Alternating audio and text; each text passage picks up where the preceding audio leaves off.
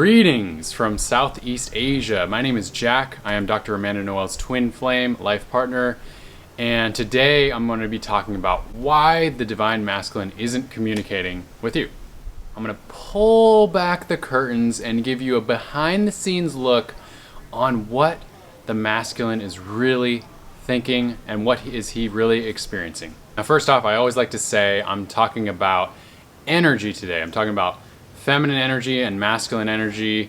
Ultimately, it's all just one big thing, everything and nothing. But as humans, we like to identify the two different polarities. So I'm not talking about genders today, just energy. So my first question for you today is, do you want a Peter Pan?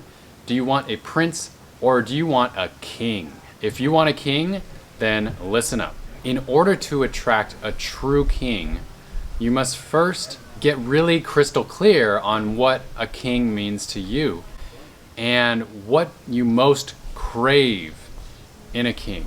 And you can actually evoke that energy from them, whether it is one person that you already know or if you're calling in your twin flame, your divine counterpart. Once you get clear on that energy, you can evoke it from within and actually call that out and have that energy manifest for you. If you are in separation with your divine masculine, your twin flame, trust the divine that he is going through his process and that he will come back at the right time. Now, there's two possible scenarios in separation: separation with communication or separation without communication. For the first one, separation with communication, it means the divine masculine is going through their process, they're going through their spiritual awakening. Maybe they're going through a dark night of the soul right now, or maybe they're processing your connection and they're just not ready. He may feel uncomfortable emotions that are evoked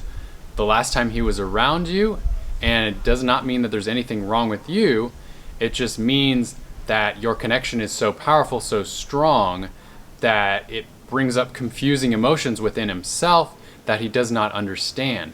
And the masculine energy finds it very difficult to experience emotions that don't make sense to him, because he lives his life wanting to make sense of everything, wanting to be focused and clear and conquering in his mission. And he can only do that if he has clarity and if he knows his direction. And so really he needs to emotionally process. And once he is clear, once he has come back to his center, once he has completed his hero's journey, then he will be ready to communicate.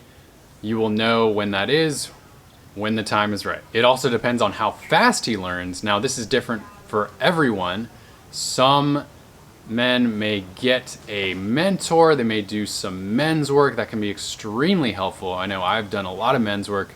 I love it. It's super powerful and it helps to speed up the process.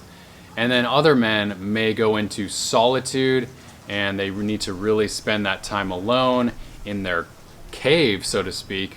They need to go inwards, meditate, and just find that inner clarity. Oftentimes, if masculine do not get the support that they need, that it can take a lot longer. Some masculines do not easily accept things and they push it away, they resist it, and that makes the process take a lot longer.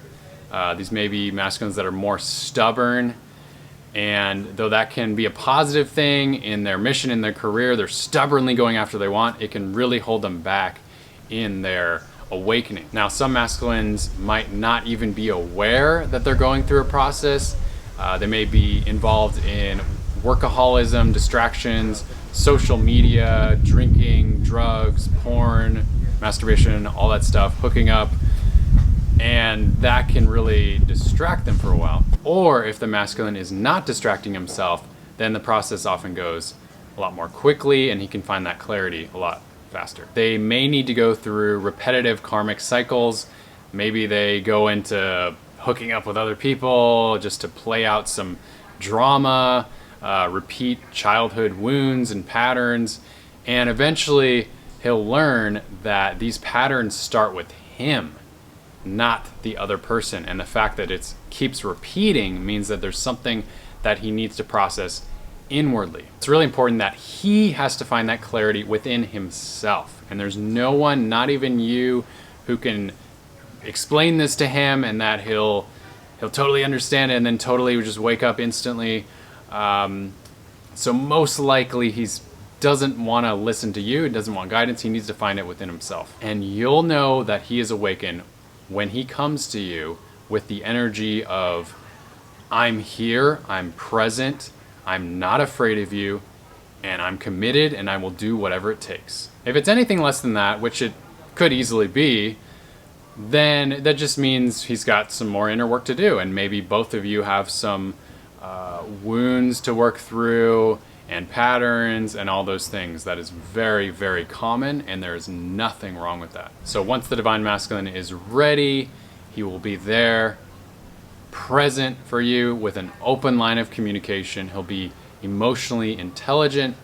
He will be the new version of himself. Now, once again, it's important to note to not try to control or to speed up this process. I can't emphasize that enough. He needs to go on his own journey. He needs to have his cave, so to speak. He needs to be able to have a safe space to figure things out on his own. Now, a quick disclaimer, it's not guaranteed that he will initiate himself into a king. And so if he doesn't, you'll know that because he's still acting flaky, he's not responding, he's not being present with you, he's not emotionally available.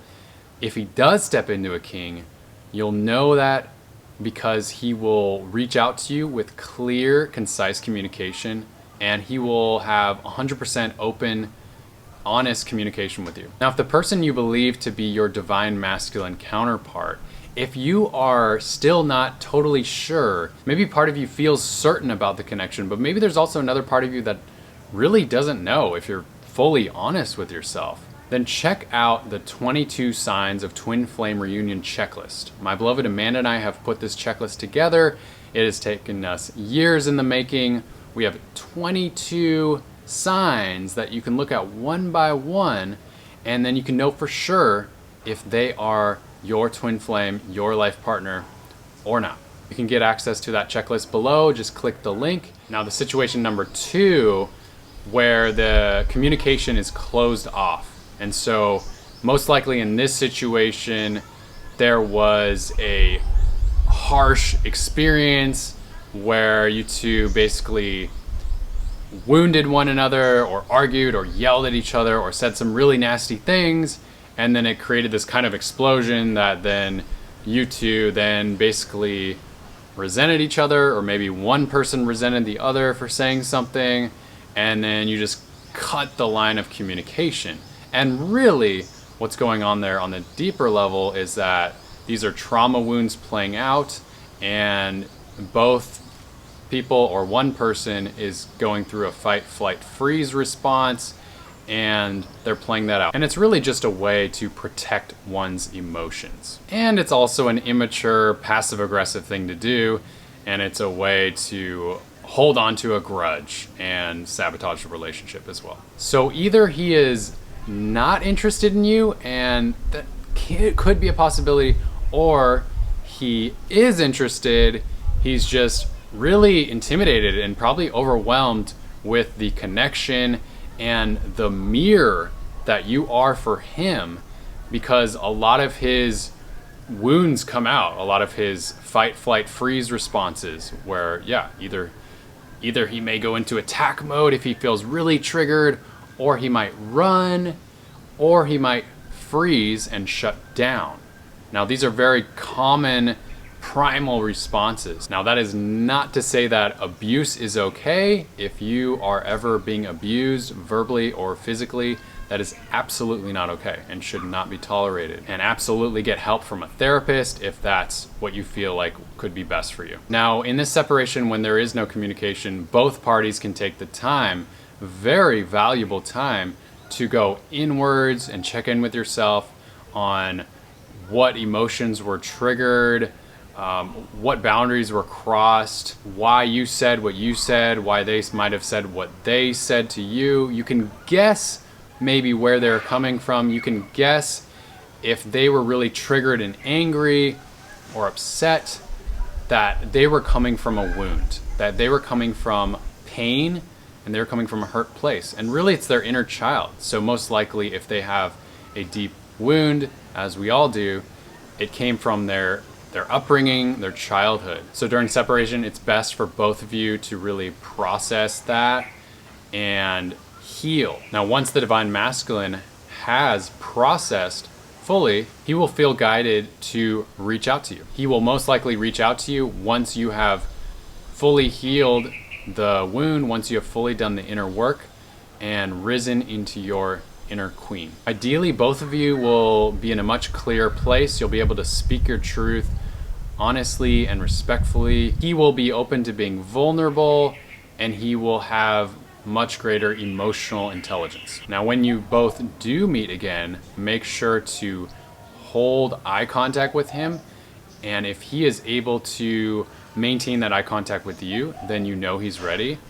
If he is not, if he's wavering, if he's distracting himself with his phone, or he's like looking all over the place, if he's not solid and grounded and steady with you, then you might know that he's not ready and that he still has some inner work to do. Once again, if you want to make sure that this masculine is the one for you, if he's the right fit, or if he's just wasting your time, or if he's just causing a lot of drama in your life and he's just a Peter Pan, then go ahead and check out the 22 Signs of Twin Flame Reunion checklist in the description box below. Thanks so much for watching. Namaste. Namaskar.